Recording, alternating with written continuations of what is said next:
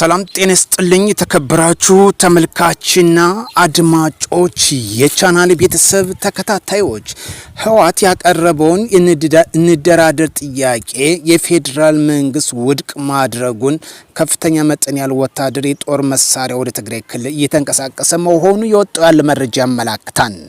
የፌዴራል መንግስት የወሰደውን የህወሓት እንደራደር ጥያቄ ተገቢና ትክክለኛ መረጃ መሆኑ እና እንዲሁም ወቅቱን የመጠነ መሆኑ እኛ ማክለን እንገልጻለን። በትንታኔ የማስደምጣችሁ ይሆናል። ህወሓት የፕሪቶሪያውን ስምምነት በመጣስ ለሁለተኛ ጊዜ ድርድር ማቅረቡ እንዲሁም የፌዴራል መንግስት ውድቅ ማድረጉ ተገቢ ነው። በትንታኔ እናየዋለን። ሌላኛው ጉዳይ ከትግራይ ክልል ወደ አማራ ክልል ሊገባ የነበረው ሙሉ በሙሉ የዲሽቃ ተተኳሽ የክላሽ የብሬን በሙሉ ቁጥጥር ስር ውሏል። በትንታኔ የምንዳስሰው ይሆናል። እስከ ፕሮግራም ፍጻሜ ከኔ ጋር አብራችሁ ዘልቁ ዘንድ በአክብሮት እንጠይቃለን።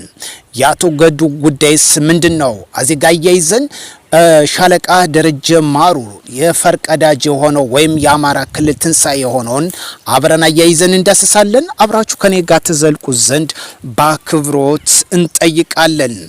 በተለይ ለጥፋት ኃይል ሊውል የነበረ መነሻውን ከትግራይ ክልል አድርጎ ወደ አማራ ክልል የዘለቀውን ለጥፋት ለጽንፈኛው ሊደርስ የነበረ የጦር መሳሪያ በጸጥታ ኃይሎች ትብብር በቁጥጥር ስር መዋሉ ነው የተገለጸው። በዋግምራ ብሔረሰብ አስተዳደር ዞን በጋይዚ ጊብላ ወረዳ መነሻውን ከትግራይ ወደ ላሊበላ በመስመር በማጓጓዝ ላይ የነበረ የጦር መሳሪያ በፖሊስ አካላት በተደረገ ድንገተኛ ፍተሻ በቁጥጥር ስር መዋሉን የጋዚ ቢላ ወረዳ ፖሊስ ጽፈት ቤት አስታውቋል። የጋዚ ቢላ ወረዳ ፖሊስ ጽፈት ቤት አዛዥ ኢንስፔክተር ግርማ እሸቴ እንዳሉት መነሻውን ከትግራይ ክልል አድርጎ ወደ ላሊበላ በማጓጓዝ ላይ ያለ ድንገተኛ በተደረገ ፍተሻ ሙሉ በሙሉ በቁጥጥር ስር ውሏል። ከነዚህም ውስጥ በቁጥጥር ውስጥ ከዋሉት የዲሽቃ ጥይት 6349፣ የብሬን ጥይት 4500፣ የክላሽ ጥይት 75000፣ የተተኳሽ ሳጥኖች በሽፋን ተይዘው ወደ 46 ኩንታል በሆነ በፉሽካ ውስጥ በስር በማድረግ ነው እነዚህ በቁጥር የጠቀሷቸው ሙሉ በሙሉ በቁጥጥር ስር ያዋሉት። እጅግ ደስ የሚልና ደስ የሚል ነው። ክልሉን ወደ ለለየለት ነውጥ ለመክተት ሌት ተቀን እየሰሩ መሆኑ የጥፋት ኃይሎች ዛሬም እንቅልፋቸውን አልተኙም። ነገር ግን በጸጥታ መዋቅሩ ስር እየከሰረ ይገኛል።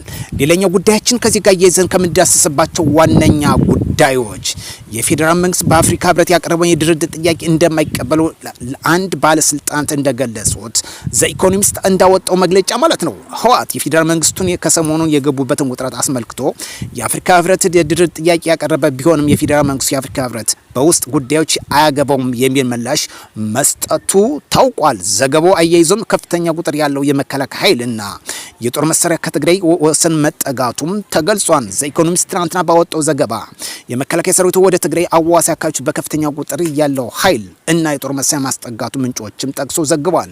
ዘገባው ከሰሞኑን የህወሓት ኃይሎች ተከዜ ወንዝ ተሻግሮ ጥቃት መክፈታቸውና ወልቃይት ጠለምት ለመቆጣጠር መሞከራቸው የፌዴራል መንግስቱ ለዋና ጥቃት እንደ ቅድመ ዝግጅት እንደወሰደውም አክሎ አትቷል። ይህ የህወሓት በኩል የሱዳን ኮሪደር ለመቆጣጠር አሁን ፍላጎት መኖሩና ያሳያለው ጊዜያዊ ጋዜጣው እንዳወጣው ሁኔታውን ተከትሎ የመከላከያ ሰራዊት ሰፊ ቁጥር ያለው ወታደርና የጦር መሳሪያው ወደ ትግራይ ደንበሮች እያንቀሳቀሰ መሆኑም ተጠቅሷል።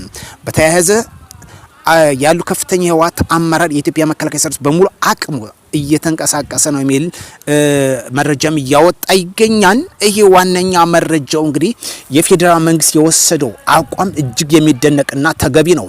ህወሓት አቅም ሲያንሰው እንደራደር፣ አቅም ሲያንግ ደግሞ ሀገርን የመናድ ሌት ተቀን እየሰራ ነው። የፌዴራል መንግስት የወሰደው አቋም እጅግ ተገቢ ነው።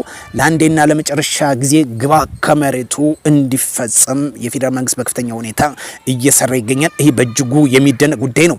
ከዚህ ጋር በተያያዘ ሰሞኑ በሶሻል ሚዲያም ሲወዛወር የተመለከት ነው ስለ ገዱ አንዳርጋቸው ለአማራ ትንሳኤ ዋና ፈርቀዳጅ የሆነው ኮሎኔል ደመቀ ዘውዱ እንደሆነ ይታወቃል። ለዚህ ደግሞ ዋነኛ ከጀርባው ተጠቃሽ ሻለቃ ደጀኔ ማሩ እንደሆነ ይታወሳል። ያኔ ሐምሌ 4 2008 እናስታውሳለን። በዛን ጊዜ ደመቀ ዘውዱ በተከበበና አፍነው ሊወስድ ባለበት ጊዜ ስልክ በመደወል ሻለቃ ደጀኔ የማሩ ነበረ እንግዲህ ጦሩን አስከትሎ ማለዳ ላይ ከተፍሎ ኮሎኔል ደመቀ ዘውዱን የታደገው እንዲሁም የአማራ እንቅስቃሴ የጀመረበት እና በቅንጅት በኦሮሚያ ወጣቶች ጋር እንዲሁም የአማራ ወጣቶች የጀመሩት እንቅስቃሴ ህወሓት ለአንዴና ለመጨረሻ ጊዜ እንዲወገድ የሆነበት። ስለዚህ የአማራ ትንሳኤ የጀመረው በሁለቶች ከፍተኛ ኮሎኔሎች በደመቀ ዘውዱና እንዲሁም ሻለቃ ደረጀ ማሩ ነበር። በዛን ጊዜ በስልጣን መንበር የነበረው ገዱ አንዳርጋቸው የህወሓት ተላላኪ እንደመሆኑ ይታወቃል። ሊሸፍነው ሊያለባብሰው ሊደበዝዘው የማይችለው በዛን ጊዜ የፈነዳው አብዮት ነበረ ለአንዴና ለመጨረሻ ጊዜ ህወሓት የተወገደበት። ስለዚህ የእነዚህን ትንሳኤዎች ልንዘነጋ አይገባም። ገዱ ያኔ ወልቃይት ሲጠቀለል የት ነበረ? ያኔ አማራ ሲሰደድ የት ነበረ? ያኔ ስልጣን ዞ ነበር የት ነበር? የሚሉ ጥያቄዎች እንድናነሳ ያደርጋል። ዛሬ ከክልል እስከ ፌደራል ስልጣኑ ሲያጣ እንደገና ወደ ዳግም ወደ ስልጣን መልሱኝ እያለ ይጮሃል። ይህ የማይረሳ ጉዳይ ነው። የአማራ ወጣቶች ከወልቃይት ሲፈናቀሉ ሲገደሉ የት ነበር የሚለውን ጥያቄ እንድናነሳ ያስገድደናል።